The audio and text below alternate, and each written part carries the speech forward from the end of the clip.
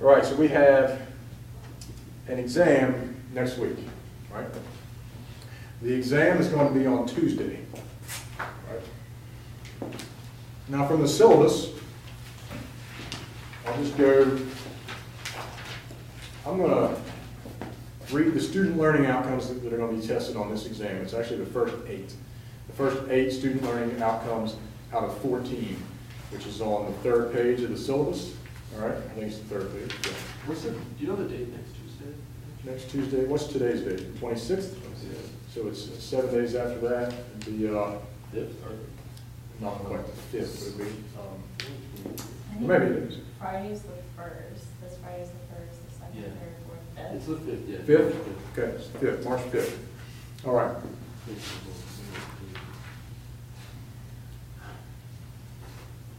I'm going to read the paragraph on entrepreneurship out of the syllabus real quick, and then I'm going to go to the student learning outcomes, just to kind of recap this class to this point, okay? Entrepreneurship, in a broad sense, describes individual action in regard to changes occurring in markets.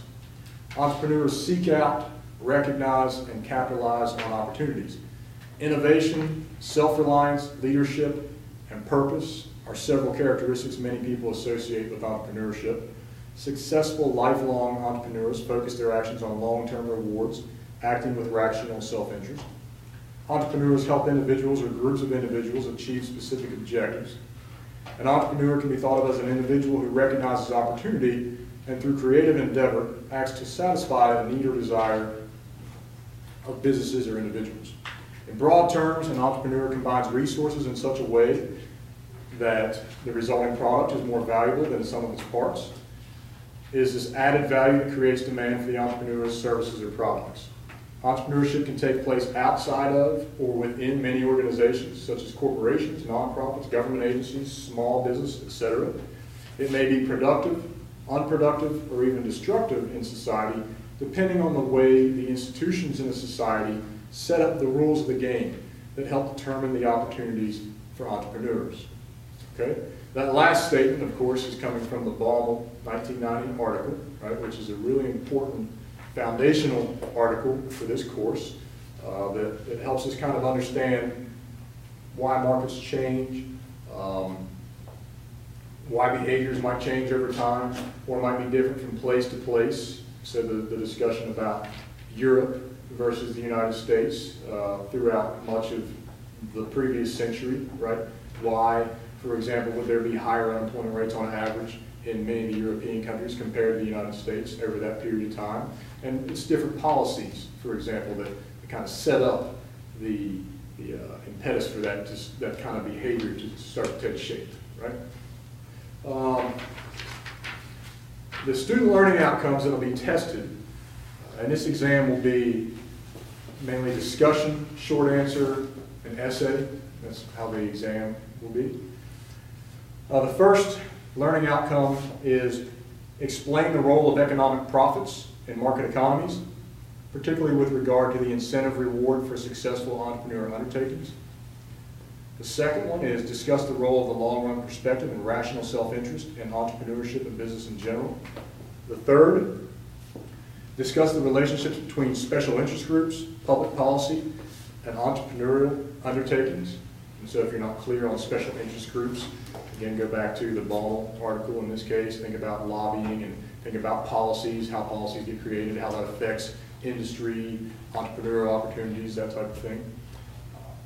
Compare and contrast the traditional approach to business ethics with the firm's goal of profit maximization and society's goals for social welfare. And then look at the Hicks article that we're going to discuss a little bit more today about another viewpoint of looking at business ethics, right, from the perspective of entrepreneurship and integrity and some characteristics that are talked about in that article. Discuss creative destruction, innovation, and the ramifications for societal progress. We'll talk a little bit more about creative destruction maybe today. Explain how the entrepreneurial revolution in the U.S. has helped increase globalization. This is more of a, think about that. Think about entrepreneurship. Think about markets We just now gotten into kind of exploring the markets for our own ideas or opportunities, and think about how global that actually can reach by the time you think about where everything actually comes from, and so on and so forth. Describe how the entrepreneurship is fueling economic growth, raising living standards, and is the principal source of philanthropy even in the world, right? And for sure in the United States, right? So that's what the first exam is going to have discussion questions and about those 8 learning outcomes that are from the syllabus, okay?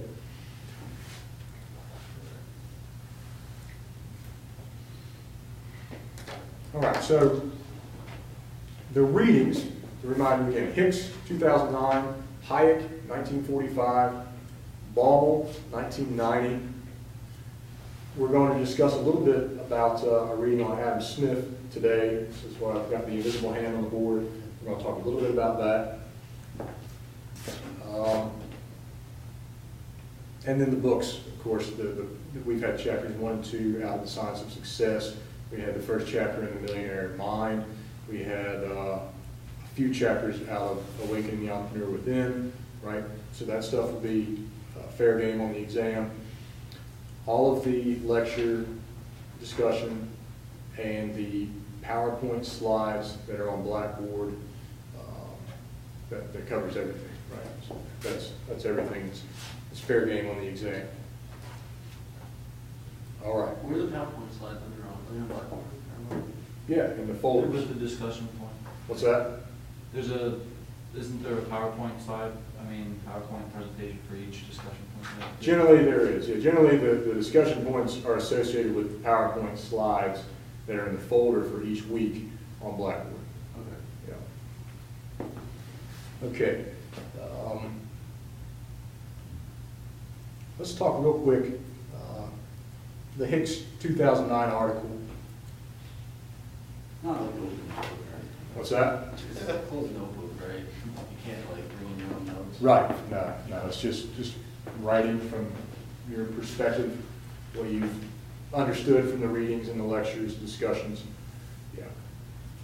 But So there's still a lot of open interpretation, because in our discussion questions are kind of, yeah. it's more personally based. Well, I won't have questions that are going to be where a personal bias would make an answer right or wrong, or When we're analyzing the readings, that's our analyzation of the readings. right. So my questions, more so than the discussion questions, will be more, which those are more geared toward seeing that how much did you understand the reading, just at a kind of first glance level, right? The questions on the exam will be more that you can take those ideas, the important ideas out of the readings, and apply them, right? So I'll have a scenario question, and then ask you to apply reasoning from a particular point of view, for example, from a reading, and then defend your discussion about it, right? And that's where the analysis will come from. Okay, so for example, Hicks 2009, interestingly, as I read your guys' discussion posts, most of you had a viewpoint of business ethics that you did not see any case where you yourselves would, even for short-term gain, see where it would be justified to consider doing something unethical in business to capture some short-term gain, right? And that's excellent that most of you actually said that. I've had classes in the past where several students will just come right out and say that, well, the way they see things in the world is that's fair game, right? And I'm not sure what the difference is this semester, but most of you did not come up with that kind of rationale yet. In reality, sometimes it's not realistic to be that way. That you might not have the option. It might be a lose-lose. It might be a lesser two evils. We had a quarterly meeting yesterday, and the EPA I work for a mill, and the EPA wants to make $100 million in renovations. Hmm. And what, I think we made a profit of 60 million last year. We really couldn't afford that. We had to talk them down to 10 million. So there were had to be concessions made. It's not Right. necessarily that we're being evil, it's just that you put the mill out of business doing stuff like Great, that. I mean, great point. And this is where I actually sent a comment back to, The EPA is evil. I sent a comment back to a student who did say she would do such and such thing, saying she would be unethical. Her explanation doesn't really fit the definition of unethical. She said she would see nothing wrong, she would do it, push her idea in front of bankers, investors. That's not unethical, right? There's nothing unethical about that. In your situation, is it unethical to argue with the EPA that the $100 million renovation that they've asked you to undertake is beyond your financial capability and that you have to get this down to some reasonable amount or scope of work? Is that unethical? no. No. That's not unethical, right? So, Probably more ethical than anything, because you owe that to your company, to your employees, to make sure that they understand that. sure, right. So it's now what that is though is a good example of the type of stuff from the Ball 1990 article, right? That's an example of how a particular industry and your particular company may have had to do something drastic in order to meet that regulation, for example, right? Your company, and I'll ask you to say who it is, was very aggressive in terms of trying to renegotiate that, right? So that they didn't have to take drastic measures. If they weren't willing or able to do that, what would have happened? Maybe. What could have happened? What could have happened potentially, the mill have to close. I mean, it'd be a significant negative impact on the community, I mean, in general. Right. That's, unemployment will probably rise pretty high in there. And, I mean, I don't see how that serves the purpose of the EPA. Okay. And the question there might be, where might ethics be actually being violated in They've that? gone the other way. It might have been the other direction, To right? gone into the retirement fund and try to get some of that money out of there, or some Right. unethical way to get the money to comply. Right. I don't think you don't make that difference up 90 million. Right. So it was astronomical, it was beyond, and renegotiation was the only solution, and so, good. Yeah.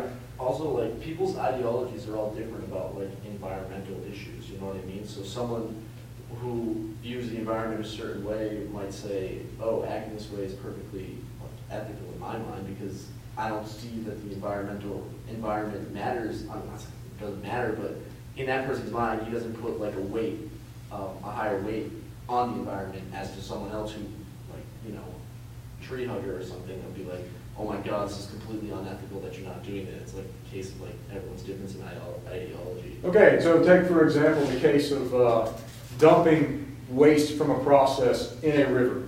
All right, that's unethical and like, because it's not completely harming the ecosystem, but things like the mill, it might be like air pollution or something like that, which Well, that's are not gonna have ecosystem like too. detrimental effects on the ecosystem, like major detrimental effects. Well, that's You don't- debatable, right? Definitely could.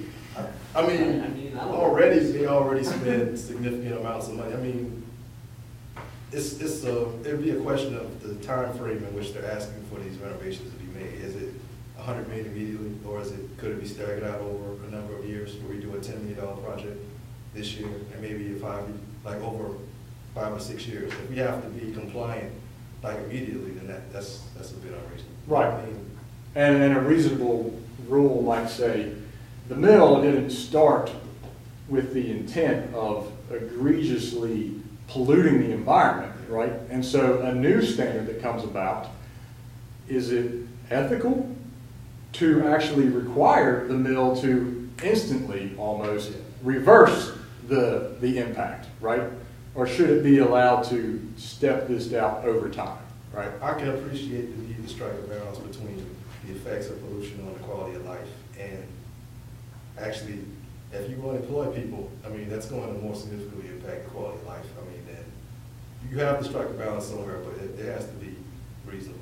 I mean, Let's go to Humans before plants now. this question about ethics it actually becomes more a question about the absence of property rights, right? You know it would be against not just ethics, but it would be illegal, and you could clearly see that, to dump, let's say you have this little process in your own garage, and you just dump the waste in your neighbor's yard, right? Clearly, you are violating your neighbor's property, right? Because that's clearly defined. Those property rights are clearly defined. Would a community be able to come up with some solution that says, don't dump the waste from your process in our community's river? And this industrial concern is also a member of the community. And if everyone realizes that it is polluting and it's ruining the stream, there's also an interest by the industrial concern to not do it, right? Provided that waste, that stream is useful for something else, right? And that the value of that is greater than its use as a waste dumping site, right? This is actually a discussion about some lakes in some South American countries, and that basically the holding ponds, right? Maybe the holding ponds are higher valued as holding ponds than they are as a source of drinking water, right? That's debatable, right? And that can be calculated economically. There might be other sources of water. If some industry is going to take place, there's got to be some place to put the waste, right? The decision of where to put it, whose decision is that? Elected officials. Okay? But Is they it usually only put the salt elected? in- They put it in the Yukon Mountain. And What's that? That's what they do with salt, like radioactive waste, they put it in the Yukon Mountain. And that's what they do in the United States. Nevada? Yeah, in Nevada, they all, and no matter where it is in the world, they take it with trucks to the Yukon Mountain. That's what they do with it. In the instance of the corporation, and like you were saying, on a personal level as far as private property, I mean, you have the neighbor, he's directly liable. Would the corporation be exposed to a civil suit on by the entirety of? Certainly could be, right. That would be their means to, hold them accountable. And that happens a lot. Yeah, yeah. And so, the question is is there any case where there's actually an economist that looked into this, his name was Ronald Coase. This is the problem of social cost, is what Coase was talking about. Could there be ways that concerned parties on opposite sides of this, this action can come up with some sort of agreement that minimizes the cost on one side, right, and on the other side as well, right, so that they walk away with a win-win negotiation. Some pollution is going to have to take place, right, but not maybe to the extent that completely ignoring all the other parties' interests, right, would allow. Isn't that what arbitrators do? Arbitrators can do that? Sure, sure. So the question is, how do we decide that in a say, a more free economy? Say in this town, somebody wants to move in and start some sort of manufacturing operation that clearly pollutes way more, put it right across from the Miracle Mile, or whatever you might call it, right? I think of the Golden Mile, Myrtle Beach.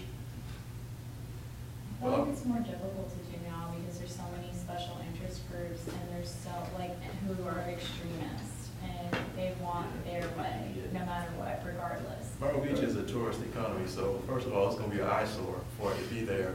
They're not gonna stand for that. You got the sky wheel, then you got your factory. That's not gonna work. Right, chances are, under reasonable negotiation, the manufacturing concern would realize that it's probably not worth it long-term to even try to do it, right?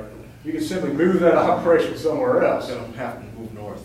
Right, right. North or west. They have those paper mills, right? Yeah, but it's south, like, Right. as soon as the beach ends, Right. They're even You trying always to- talks about like emission taxes that they would have to pay, like a solution to it is they can emit up to a certain amount, and they all have, what do you call it? Like licenses, and it creates like a whole new market, like if you don't emit up to this certain amount, you can like sell your, what you have left to emit to another company, so they can emit a little bit more above the emission level, so that like the overall emissions don't get over like a certain amount. If they do, they have to pay an emission tax for it, so. There's a lot They of change their behavior because it's less profitable to emit. the whole seaside is getting, develops. North of the mill, everything from Pawleys Island up to Myrtle Beach, like beachside property, all is getting bought up. Everything south of it, like creeping up from Mount Pleasant, all that is rapidly getting developed. If not now, like later, like it's getting cleared out. And the more that you have clearly defined property rights, this is the problem of the tragedy of the commons, for example, right? The more you have clearly defined property rights, the less prevalent, egregious, polluting type or just aggressive activity that is undesirable from the community standpoints, right? The more clearly defined property rights are. You start to run into these problems, the less clearly defined those are, right? It's a much bigger problem in third world countries, for example. As income starts to increase too, those problems start to be dealt with because more people have a vested interest in the property, and it's from a local perspective too. Right? Okay. The invisible hand idea from Adam Smith comes out for sure in the 1945 Hayek piece about markets, price signals, how industry might recognize that it's time to maybe switch to a different material in the manufacture of a particular thing, or a different production process, whatever it might be. That information, it's not, there's nobody that needs to tell the industry that this must be the case. It is communicated through the market process, right? Signals without knowing anything really about particular processes, just that costs have gone up for this thing for some reason, and if that continues to be the case, maybe there's a substitute available that would not compromise the quality, and that prices might reflect any compromise at any rate, and over time, through competitive effects, the change is made, and you just go on, right, from there. Isn't that similar to the reading we did last week about like how prices are connected? And I don't have to know what's going on in the industry or what is. Right, that's Hayek's 1945, right? Yeah. Right. And let's see, now the Hicks article, how does it relate to, say, this notion, the invisible hand? The Hicks article on ethics? Yeah, yeah. Can you see a way that it would relate to? The invisible hand is like how an industry would change, like the production process to like benefit the local. What is the invisible hand? I don't know, I'm trying to figure this out. So, Invisible. just like out of curiosity, so like, you know how we have more like implemented smoking laws, like you can't smoke in airplanes and in certain regions and restaurants or states, is that like the invisible hand? It's like the industry kind of adapting to cultural Okay, changes? let's just say that instead of it being imposed by regulation, let's say It has to the be airline industry fiscally beneficial. decided to do this on its own, right? Why would they decide to do it on its own? They perceive, they perceive the profit. They perceive that They perceive that passengers care about that, right? And that, So it's like corporate social responsibility.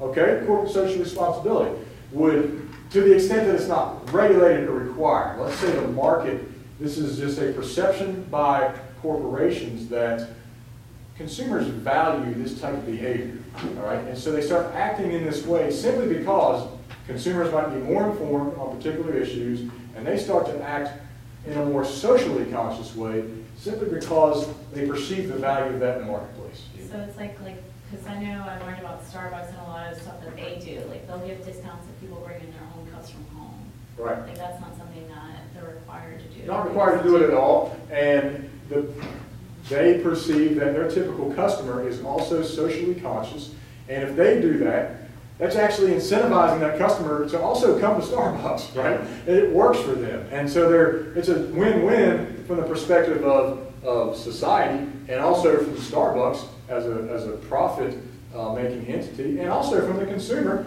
They feel like they're contributing to that. They're also getting what they want at Starbucks. Starbucks is providing what they want and also helping to society, and it didn't have to be regulated, right? It was they recognized this need in the marketplace, or this demand. Yeah. So is the invisible hand the change in the policy or the results of the change in the policy? No, firms police themselves because they perceive it to be good for business. Right, somebody sees, right, and so the next article, Crowley and Sobel, is about this. And there's going to be a discussion post on that. And it'll kind of review the whole notion of the invisible hand. And we'll have a discussion post on that this week. I'll post it before Thursday, but your idea is right, right? Okay, we've run out of time, actually. It's after 12:05. So look for the instructions for the next discussion post, and know that Tuesday is our exam in this class. Are you available to reach out on the internet? I mean, Yes, yeah, you can always email.